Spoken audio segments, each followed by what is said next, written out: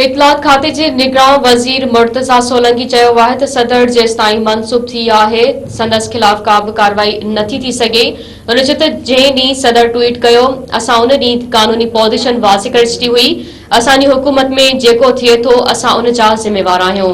इतलात वारे निगरान वज़ीर टीवी प्रोग्राम में ॻाल्हाईंदे वधीक चयो त बडग्राम में असांजे जवाननि ऐं मक़ामी माण्हुनि पेशावारे अंदाज़ में बहादुरी सां ॿारनि खे रेस्क्यू कयो। वज़ीर आज़म मक़ामी नौजवान जी बहादुरी ऐं ख़िदमतनि जो एतराफ़ कियो आहे। मुर्तज़ा सोलंकी चयो त जड़ावाला जहिड़ा वाक़िया ओचितो पेश नाहिनि ईंदा। उन्हनि जे हिकिड़ी तारीख़ आहे जड़ावाला वाक़े में मुलविस जवाबदारनि खे सज़ा मिलंदी। उन्हनि चयो त असां आइन जो हलफ़ खंयो आहे ऐं आइन जी पासदारी कंदासीं। इलेक्शन कराइण लाइ हिकु आइनी इदारो इलेक्शन कमीशन आहे। इलेक्शन कमीशन समूरो शेड्यूल पंहिंजे वेबसाइट ते रखी छॾियो आहे। कानून में लिखियल आहे त सियासी पार्टियुनि खे चूंड मुहिम लाइ 54 ॾींहं ॾिना वञनि। साफ़ ऐं शफ़ाफ़ चूंडूं कराइण इलेक्शन कमीशन जी आइनी ज़िम्मेवारी आहे।